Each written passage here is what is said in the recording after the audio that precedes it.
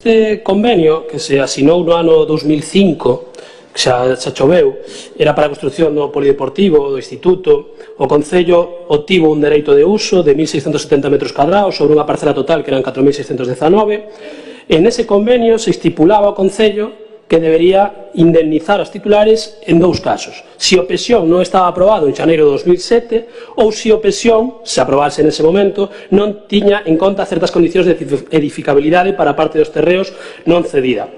Isto demostra máis de como goberna o Partido Popular. Daquela gobernaba o Partido Popular, o alcalde era Salvador González Xolla e a tenente de alcalde era Nava Castro. Se fixo un convenio a sabendas de que non se iba a poder cumplir e de que íbamos a ter que pagar. Isto mostra de que o Partido Popular improvisa, bueno, máis que improvisa, fai as cousas e logo a ver que pasa, porque o PESIón, curiosamente, se aprobou inicialmente no 2013, é dicir, 8 anos despois de asinar ese convenio, 6 anos despois do límite que tiñan a propiedade para cobrar. A aprobación provisional foi no 2015 e a aprobación definitiva co goberno do PSOE e do Bloque Nacionalista Galego 16 anos despois do pactado. O erro foi non pagar no momento, porque claro, estades hipotecando a administración pública. No 2005, a día de hoxe, vamos a ter que pagar uns intereses que seguramente nos teríamos aforrado e que os impostos da ciudadanía nos teríamos aforrado. Aproveito simplemente un matiz, un paréntesis, Juan Carlos: os impostos europeos tamén saen do noso bolsillo, me refiro, indiferentemente de que sexan da administración europea, tamén saen do noso bolsillo. Entonces, por que non se pagou isto antes? E tamén lle fago a pregunta ao anterior goberno: por que durante o anterior mandato non se fixo a intención de pagar isto para evitar seguir acumulando intereses? Unha curiosidade, porque pode ser que haya unha motivación técnica, penso que non. E agora, unha vez pasado o concreto, vamos ao xeral.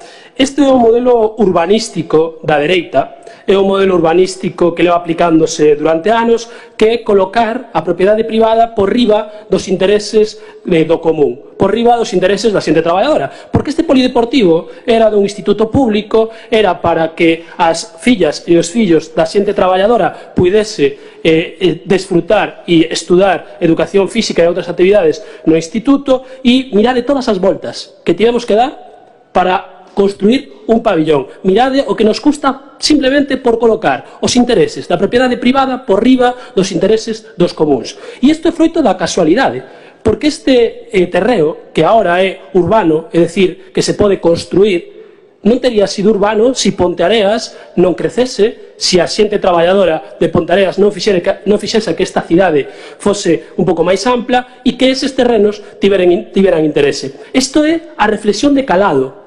E esta é a reflexión ideolóxica que temos que facer. O modelo urbanístico da dereita é este. O que fago unha pregunta: a maioría desta corporación ten un interese urbanístico contrario aos intereses da dereita e aos intereses da especulación? Porque esta é a verdadeira reflexión. Aquí é onde realmente temos que pararnos. Ahora mismo temos un plan xeral urbanístico aprobado que para este grupo deixa moito que desear en algunhas cousas, e a esencia volve outra vez a cometer o mesmo erro, que non coloca os dereitos da clase traballadora, que non coloca os nosos dereitos, os dereitos da xente do común, por riba dos intereses da xente especuladora. E iso é como hai que pararlle, así como se lle para a dereita, legislando, facendo políticas de esquerda. É como os vamos a parar.